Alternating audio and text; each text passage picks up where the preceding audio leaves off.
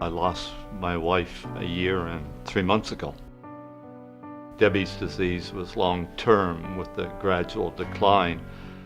We were together 25 years before he died.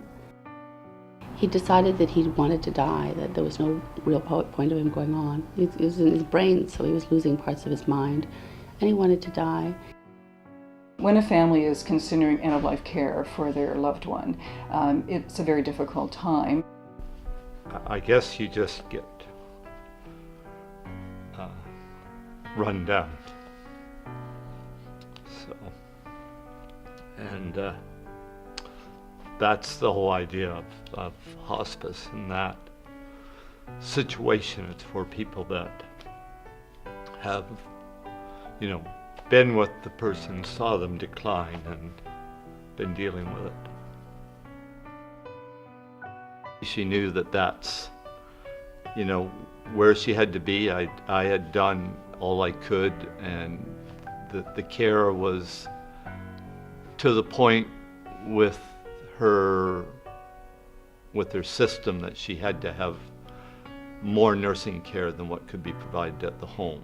The palliative care team at the hospital were realizing what we wanted to do, and they said, well, I think maybe you should look into residential. He told us that it was a possibility, and we hadn't even thought about it being a possibility. So the hospice was a much better environment for us.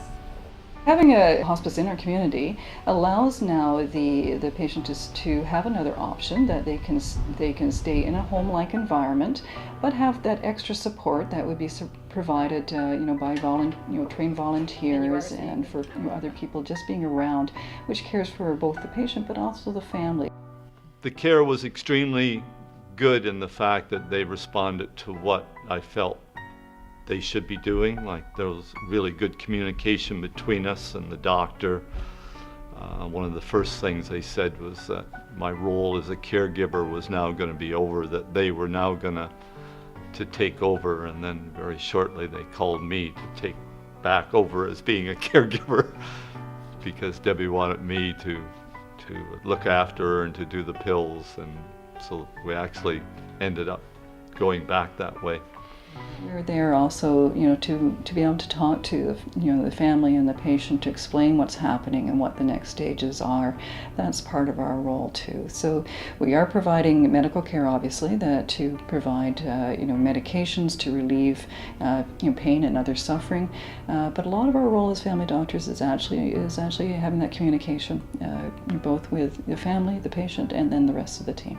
Family will be able to come into Hospice House and enjoy the surroundings, in the fact that they will be able to be close to their loved one, and they will also be able to use our kitchen, have get-togethers with their family members, and just be like you would be with your person at home. There was still a sense of life, and people were so welcome to come, and I could come any time of day. Families are allowed to bring in pictures to make the room look like it would look if they were in their own home. The room was a really nice room to start with, in the fact that it had patio doors that opened onto a patio with bird feeders, and there were squirrels and ducks walking by. If you have to look after somebody that ill at home, you don't really have time just to sit and hold their hands, to be really at one with them.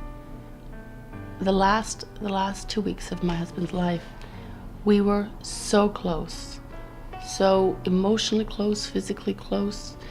I really found it a blessing, and sitting beside him, there was nothing else I wanted to do.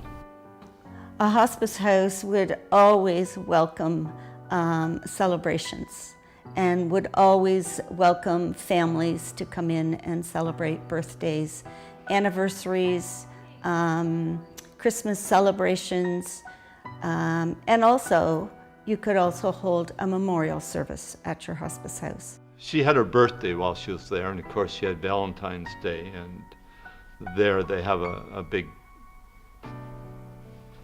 common room, which is like a gazebo almost. It's all glassed in, and you're able to wheel her bed like out to there, so we had like a party out in that gazebo. Looks nice, I'm sure they'll enjoy it. They will. You know, had Joseph been eating, they would have made his special whatever he wanted. And my son enjoys chocolate cookies of some sort. And they made chocolate brownies and chocolate cookies, and the kitchen always had chocolate things for my son there. When families come into hospice, we are happy to have them bring their children, and we certainly have a lovely, and most hospices would have a lovely setting where children can play outside or children can be in the room with the ill person. Hi, Grandma.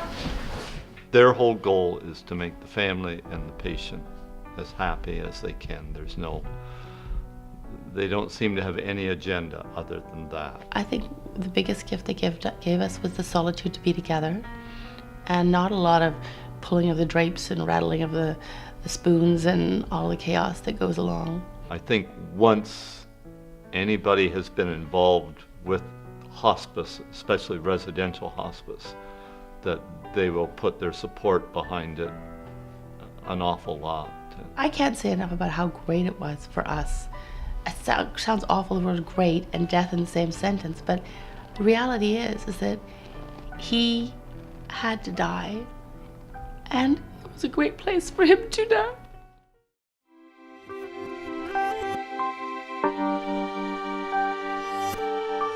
Hospice is a registered, non-profit, charitable organization. There are no fees for our services. We rely on generous donations from our community to sustain our services.